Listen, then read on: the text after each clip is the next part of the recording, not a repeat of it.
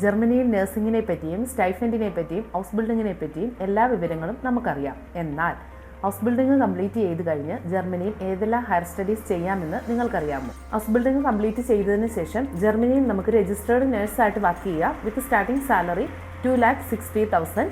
ജർമ്മനിയിൽ മാത്രമല്ല across Europe full നമുക്ക് വർക്ക് ചെയ്യാവുന്നതാണ്. അല്ലെങ്കിൽ നമുക്ക് വൈറ്റർ ബിൽഡിംഗ് ചെയ്യാം, specialization in intensive care, oncology, neurology etcetera.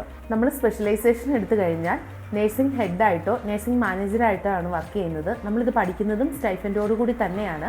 ഒരു നേഴ്സിംഗ് ഹെഡിന് അല്ലെങ്കിൽ നേഴ്സിംഗ് മാനേജർക്ക് സ്റ്റാർട്ടിംഗ് സാലറി എന്ന് പറയുന്നത് 4,000 euros ആണ്. വേറൊരു ഓപ്ഷൻ എന്ന് പറഞ്ഞാൽ നേഴ്സിംഗ് എഡ്യൂക്കേറ്റർ അല്ലെങ്കിൽ ക്ലിനിക്കൽ എഡ്യൂക്കേറ്റർ ആയിട്ട് നമുക്ക് വർക്ക് ചെയ്യാം. അതിൻ്റെ സ്റ്റാർട്ടിംഗ് സാലറി എന്ന് പറയുന്നത് 5,000 euros ആണ്. അല്ലെങ്കിൽ നമുക്ക് ക്ലിനിക്കൽ നോളജും കമ്മ്യൂണിക്കേഷൻ സ്കിൽസും ലീഡർഷിപ്പ് ക്വാളിറ്റിയും യൂസ് ചെയ്ത് സെൽഫായിട്ട് വർക്ക് ചെയ്യാം. അല്ലെങ്കിൽ ലീഗൽ നേഴ്സ് കൺസൾട്ടൻ്റ് ആയിട്ടും പ്രാക്ടീസ് ചെയ്യാം.